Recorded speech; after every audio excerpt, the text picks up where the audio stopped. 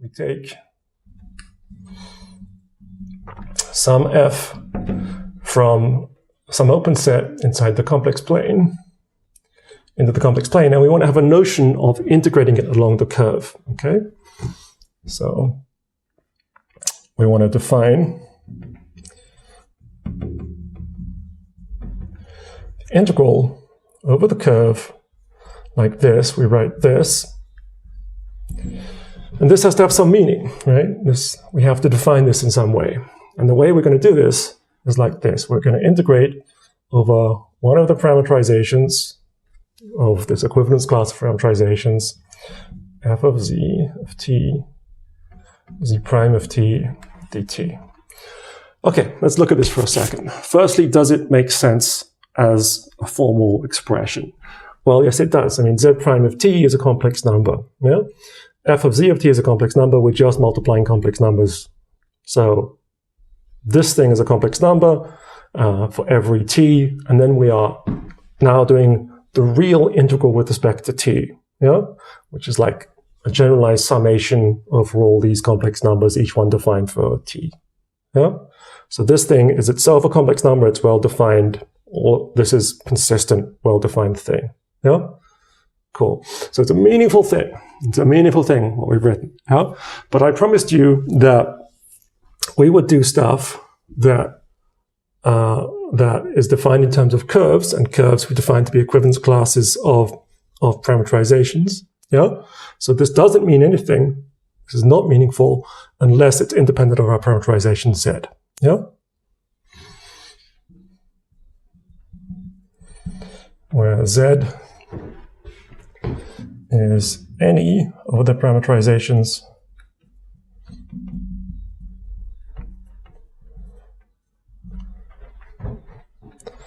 in the family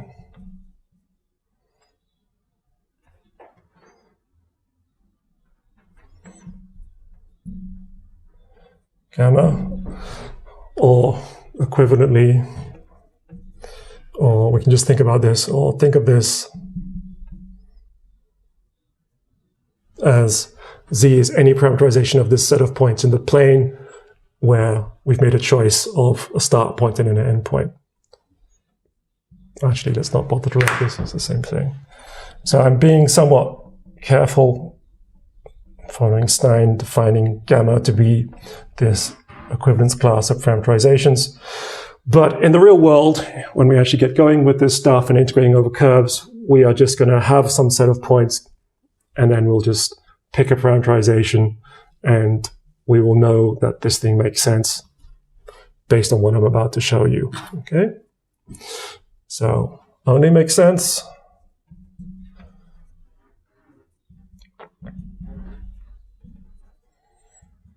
if independent of a choice of parameterization.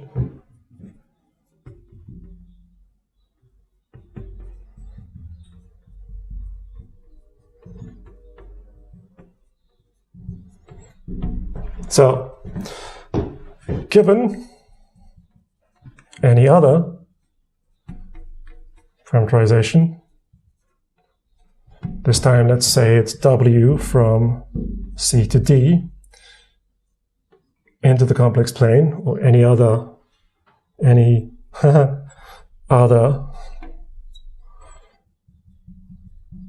equivalent. Okay. There exists some s from a to b into c to d with the properties that the differentiable derivative is positive and z of t equals w of s of t, right? That's what equivalence means. And so let's see if these things are equivalent. Well, let's look. If we look at this thing over here, let's write z prime of t. Now we're going to apply the chain rule. Yeah, we're going to apply the chain rule. This guy here is just a mapping from R to R. W is a mapping from the real line to the complex numbers. but the chain rule holds. I think it's one of the exercises you did on homework, at least for composing complex functions to complex functions. And this is just a special case of this. So the chain rule tells us this is true. That's what the chain rule tells us. Yeah? So we can rewrite this guy here, star,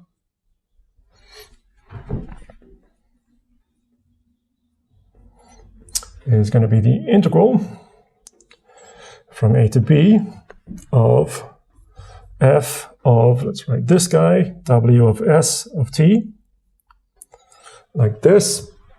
Z prime we have like this, w prime of s of t, s prime of t, dt. And now we can just change variables. So let r be s of t. So dr by dt, this is just one-dimensional change of variables, is s prime of t. And then we can rewrite this in terms of variable r. Yeah? If we do that, what happens? So can you still just about see this line here?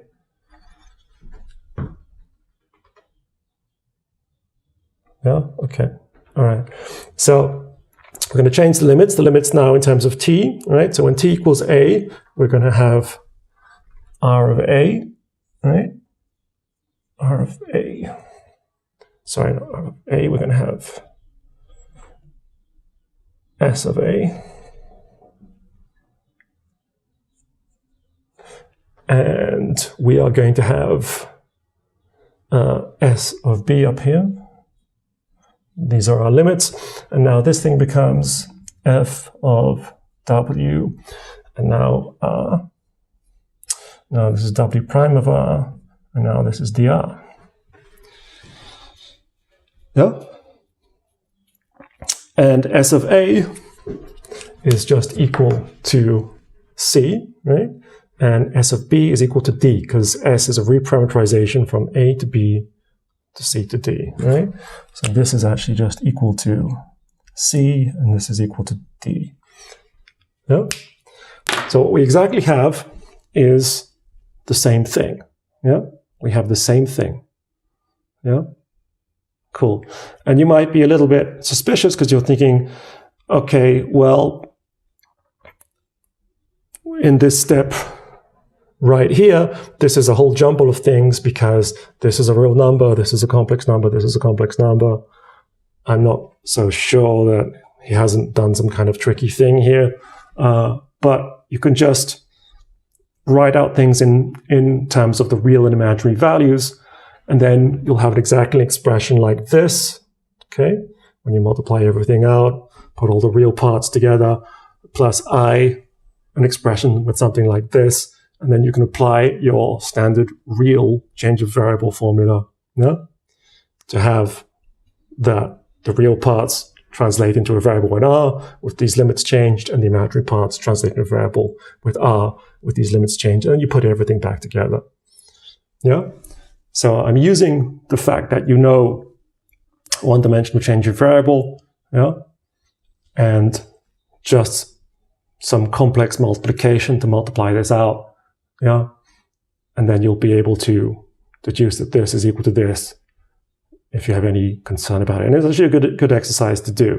Make sure that there's no kind of weird stuff which I'm just brushing under the carpet here. Check for yourself that this thing is a true identity just following from real change of variable. Yeah, and once you've done that, then you believe this, then we have that this is indeed a valid definition. Yeah? In fact, it's the only definition. It's the only reasonable way to define integrating along a complex curve. This is the natural thing. Yeah?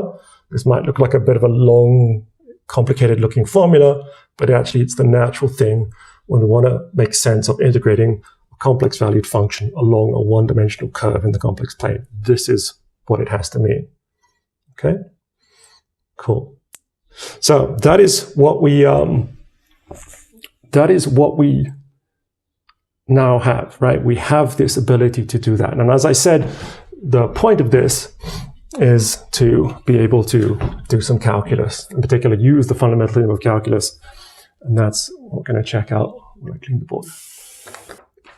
We have the big reveal, which is that we have the fundamental theorem of calculus holds true in the complex plane when we integrate across curves, right? But fundamental theorem of calculus, obviously we need a notion of a primitive, right? So we say that capital F from some subset of the complex numbers, we're always going to take open subsets, is the primitive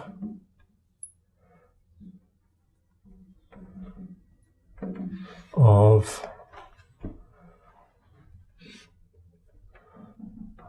little f from the same set, just in the obvious thing you might expect, if and only if the complex derivative equals this,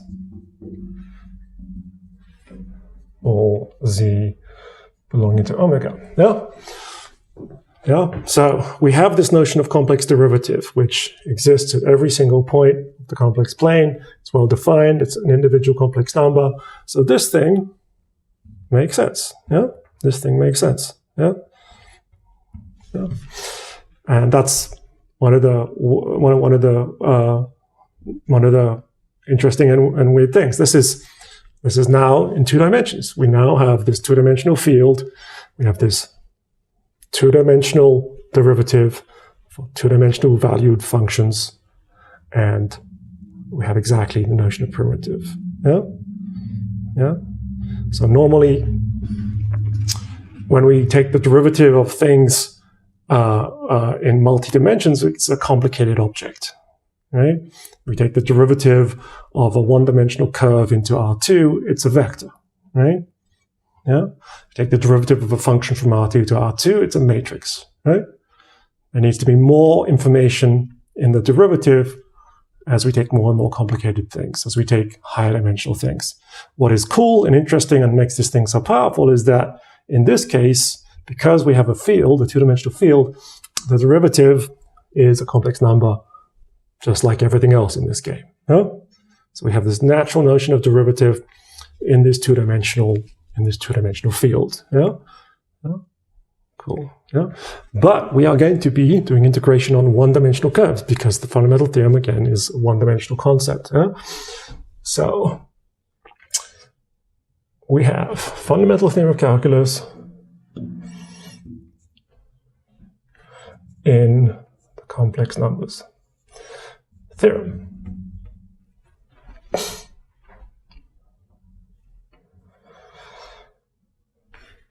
Suppose f is the primitive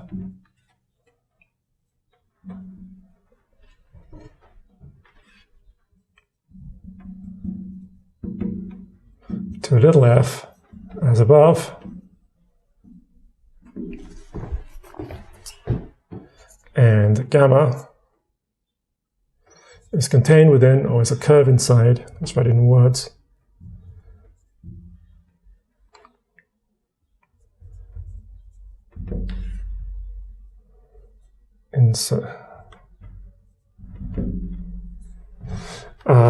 with endpoints, with start point, let's say Z1, and endpoint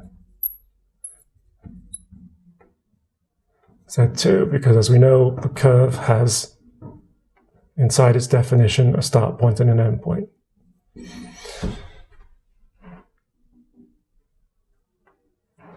Then, if we integrate over this curve, f of z dz, it is equal to capital F of endpoint z2 minus the start point z1, exactly as the fundamental theorem of calculus on the real line. Okay? Okay. Proof.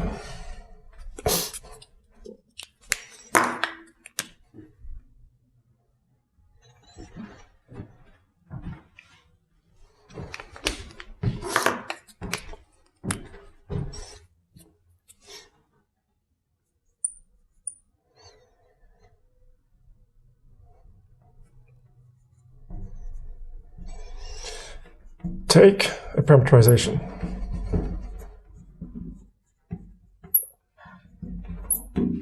Then, what does this mean? Then integral of gamma f of z dz is the integral from a to b f of z of t z prime of t dt.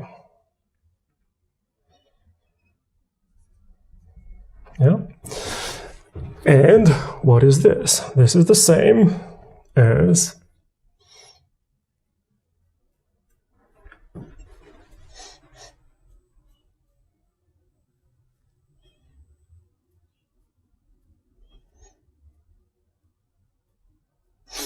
doing this. Integrate from a to b of d by dt of capital F of z of t like this.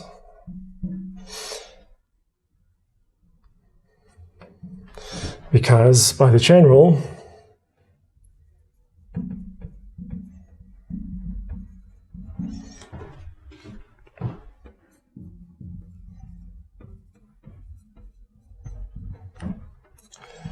d by dt of capital F of z of t equals this thing, the complex derivative,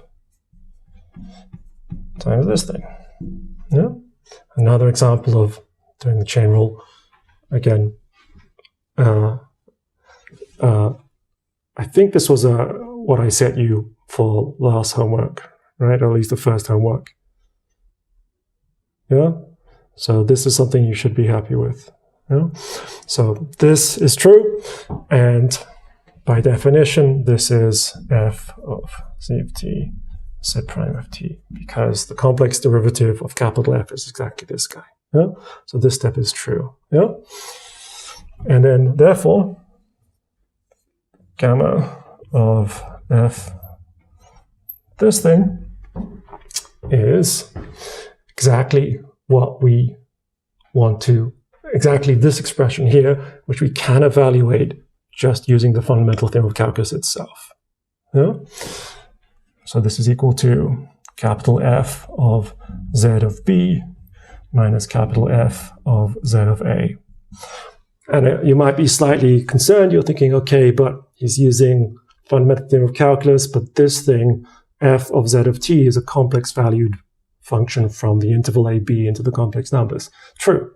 But again, if you're in any doubt about this, just write out the real and imaginary components of f, yeah, and convince yourself that from going from here to here, all I'm doing is doing the fundamental theorem of calculus on each part, the real and imaginary part. Write out the algebra of the complex number algebra to convince yourself that this is true. Okay, and then this is just our statement. This is exactly our statement. So this is f of this guy minus f of this guy. And that's it. So we have a notion of integrating on curves, which is well defined. It's defined on the curve itself, independent of the parameterization. It's meaningful on the curve itself. And we have a fundamental theorem along the curve. We can integrate these small differences along the curve and have the total net difference, yeah? Which is exactly the fundamental theorem of calculus. Yeah? And then this is going to allow us to start to develop calculus from the complex numbers to the complex numbers, and we'll see how very different a story this gets to be. Okay, cool. So this is where the subject starts to really kick in.